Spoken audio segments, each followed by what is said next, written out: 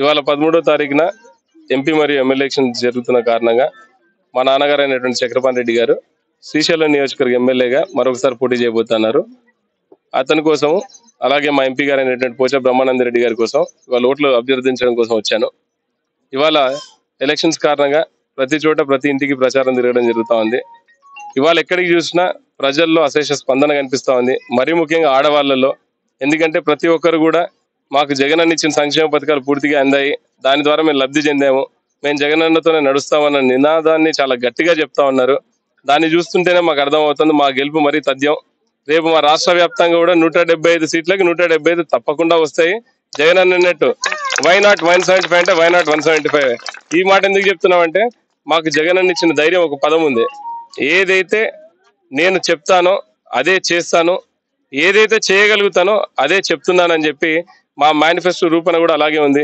ఏదైతే గత 5 సంవత్సరాల్లో సంక్షేమ పథకాల ద్వారా ప్రతి మహిళకి, ప్రతి ఇంటికి, ప్రతి అన్నకి, ప్రతి అవ్వకి, ప్రతి తాతకి ప్రతి సంక్షేమ పథకాలు ఎలాగైతే అర్హులైన వారికి ఎలాగైతే చేరవేశామో, ఈసారి కూడా మా మేనిఫెస్టో ద్వారా ఏవైతే జగనన్న చెప్పినటువంటి ప్రతి స్కీమ్స్ కూడా ప్రతి ఇంటికి మళ్ళీ చేరవేసే విధంగా మా మేనిఫెస్టో ఉంది. ఇదంతా గతంలో నిజంగా జరిగాయి కాబట్టి జనాలు మమ్మల్ని నమ్ముతున్నారు, మనమని విశ్వసిస్తున్నారు. ఇవాళ టీడీపీ వాళ్ళు కూడా వస్తా ఉన్నారు, వాళ్ళు సూపర్ 6 సూపర్ 66 అని. ఎక్కడ కూడా జనాల దగ్గరికి వెళ్తే ఆ సూపర్ 6 ని నమ్మడానికి కూడా వాళ్ళు ఎవరు సుముఖత చూపెట్టడం లేదు. ఎందుకంటే గతంలో ఎప్పుడు చేయలేదు, ఇవాళ కొత్తగా చేస్తాను, కొత్తగా అబద్ధాలని నమ్మాలన్న ప్రశ్న వాళ్ళే తిరిగి అడుగుతున్నారు. ఆ పరిస్థితిలో తెలుగుదేశం పార్టీ వారు ఉన్నారు.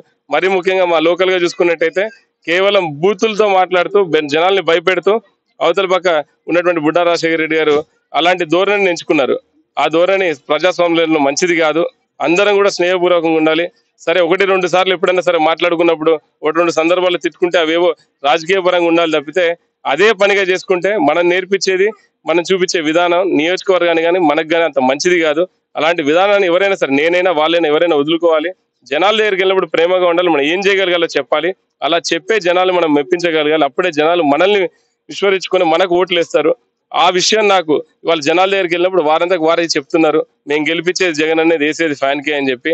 రేపు ఖచ్చితంగా జరిగే 13వ తారీఖు ఎన్నికల్లో ఎంపీ ఎమ్మెల్యే 2 కూడా మా ఫ్యాన్ గుర్తుపై వేయిస్తారని నాకు గట్టి నమ్మకం ఉంది. మా నాన్నగారిని 2వ సారి మళ్ళీ ఎమ్మెల్యేగా ఎన్నుకుంటారని కూడా నాకు ప్రగాఢ నమ్మకం ఉంది. Thank you.